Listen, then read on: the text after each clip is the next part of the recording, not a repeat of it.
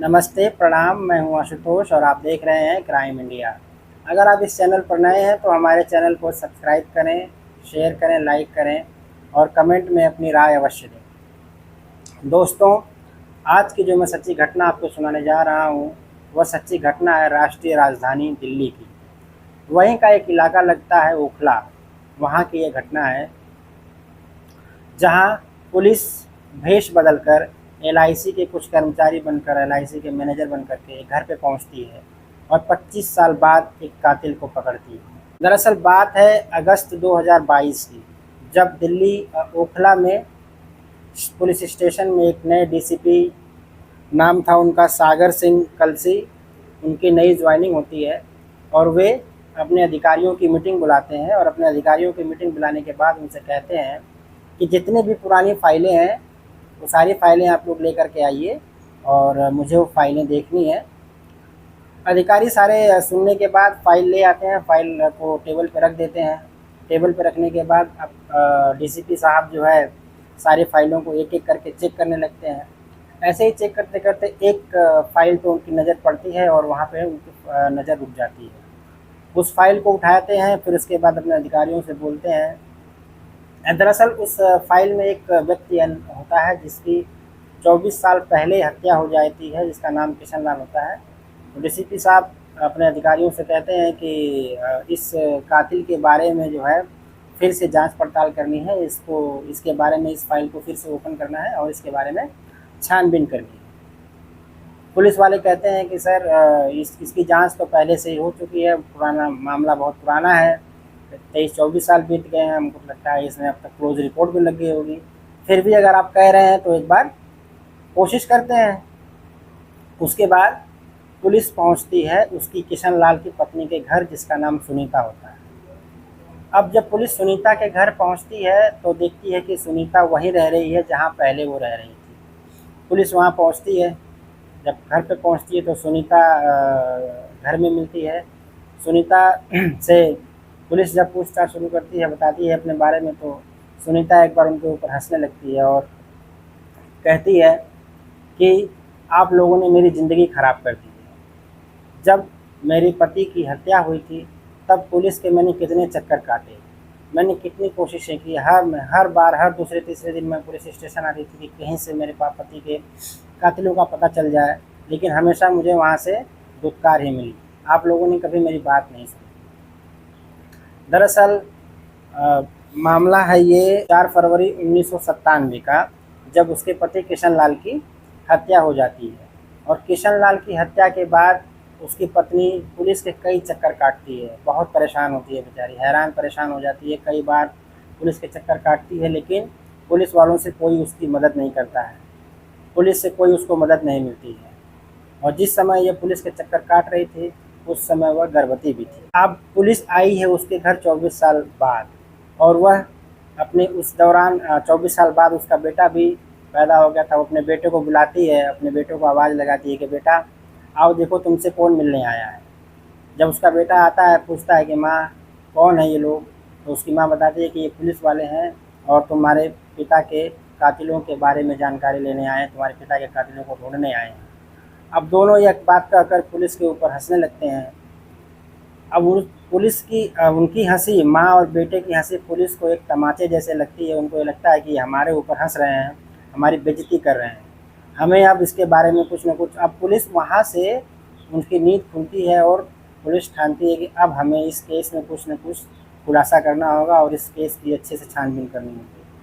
खैर पुलिस अब उसके आगे बढ़ती है और फिर जब पूछती है उनकी माँ से, तो उसकी माँ बताती है कि जब मेरे पति की मौत हुई थी उसके एक दिन पहले, यानी 3 फरवरी 1997 को एक पार्टी हुई थी।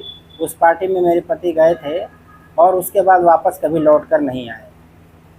जब पुलिस उस पार्टी के बारे में पूछती है तो बताती है कि उस पार्टी को देने वाला मेरे पति का ही एक दोस्त है जिसका नाम रामू रहता है।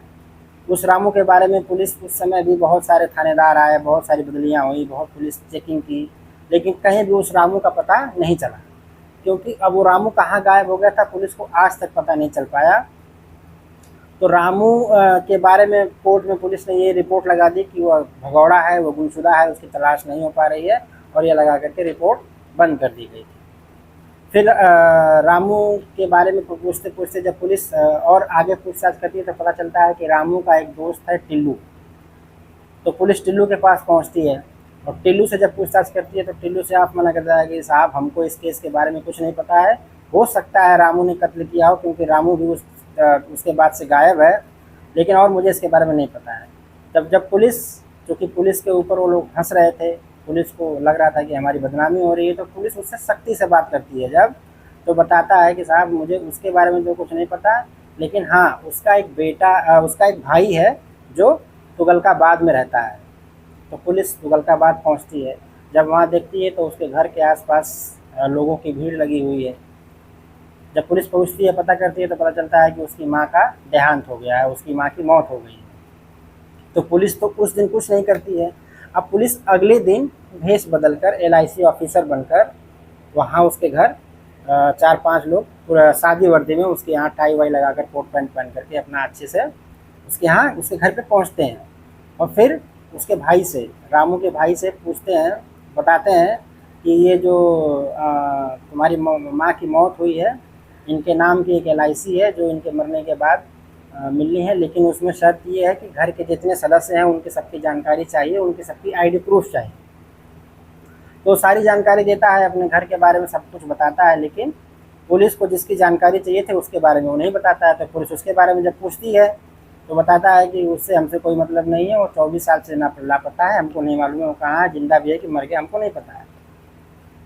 अब पुलिस इसके बाद वहाँ से, हाँ लेकिन पुलिस जब पूछती है तो बताता है कि हाँ उसका एक बेटा है जो फर्रुखाबाद में रहता है, उससे कभी कभी बातचीत हो जाती है। अब पुलिस वहाँ से फर्रुखाबाद पहुँचती है और फिर फर्रुखाबाद में जब उस बेटे का कोई लिंक नहीं मिलता है तो पुलिस फेसबुक के अकाउंट के ज़रिए उसकी तलाश निकालती है, छानबीन करती है। और उसका अकाउंट जब उसके बेटे का नाम रहता है अविनाश, उसके नाम से जब अकाउंट खोला जाता है तो उसके नाम से बहुत सारी आइडियाँ निकलती हैं। उस आईडी में से एक आईडी सेलेक्ट करती है जिसका लिंक फर्रुखाबाद से भी रहता है और लखनऊ से भी रहता है। तो उस आईडी का फ़ोन नंबर निकाल करके, उस आईडी से नंबर निकाल करके पुलिस लखनऊ पहुंचती है और पैसे पता करते करते लखनऊ कपूरथला में वो रहता था वहाँ पहुँचती है। और जब उससे मिलती है तो उससे बात करती है, उससे बताती है कि बेटा तुम्हारी दादी का देहांत हो गया है और सारी फैमिली की जानकारी चाहिए, तुम्हारे पिता के बारे में कोई जानकारी नहीं मिल रही है, तो तुम अपने पिता के बारे में जानकारी दे दो, ऐसा ना हो कि सारे पैसे तुम्हारे चाचा रख लें। तो वो बताता है अपने पिता के बारे में और वो अपने पिता का नाम बताता है अशोक यादव।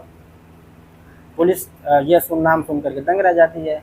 फिर पुलिस कहती है ठीक है, अशोक जो है कहाँ रहता है, तो उसका बेटा बताता है कि मेरी बातचीत उनसे बहुत दिन पहले हुई है, मुलाकात भी बहुत दिन पहले हुई थी। हाँ इतना पता है कि वो लखनऊ में कहीं रिक्शा चलाते हैं। अब वहाँ पर उस इतनी बात पता करके पुलिस जो है उसकी छानबीन में लग जाती है, खोज करने लगती है। तब पता चलता है कि हाँ अशोक यादव का नाम का एक व्यक्ति है जो लखनऊ में ई रिक्शा चलाता है। अब पुलिस उसके लड़के से मिली थी LIC के ऑफिसर बन के, और जब उसके बाप से मिलने जाती है यानी अशोक यादव से मिलने जाती है तो उनको बताती है, उससे जब मुलाकात करती है तो उनको बताती है कि हम लोग ई रिक्शा की फ्रेंचाइजी दे रहे हैं, क्योंकि तुम ई रिक्शा चलाते हो, काफ़ी दिन से चला रहे हो, इसलिए हम लोग तुम्हारे साथ बिजनेस करना चाहते हैं। यह बात सुन करके उसको बहुत अच्छा लगता है, उसको लगता है कि अब मेरी ज़िंदगी शायद बदल जाए।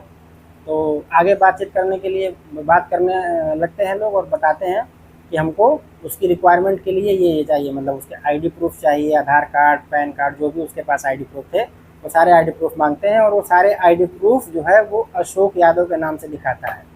अब पुलिस की आगे समझ नहीं आता है कि ये सारी ID जो है अशोक यादव की है, हम लोग तलाश कर रहे हैं रामू की।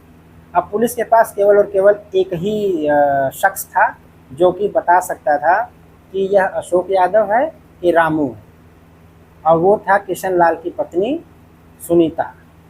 तो पुलिस अब सुनीता को बुलवाती है, और सुनीता की जब बुलवाती है और जब उससे मिलवाती है अशोक यादव से, तो सुनीता उसको देख करके पहले तो बेहोश हो जाती है।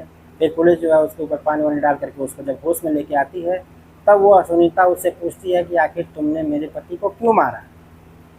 तुमने मेरे पति को क्यों मारा? क्योंकि सुनीता इसलिए पहचान लेती है क्योंकि रामू की और किशन लाल की दोस्ती बहुत अच्छी रहती है पहले से, और रामू का किशन लाल के घर पे आना जाना था पहले से, इसलिए सुनीता उसको पहचान लेती है।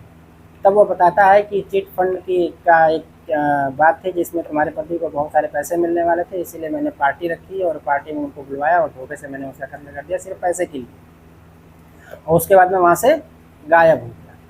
अब पुलिस जो है इस तरह से पुलिस 24 साल 25 साल बाद लगभग एक केस को सॉल्व करती है, जिस केस को बहुत पहले बंद कर दिया गया था।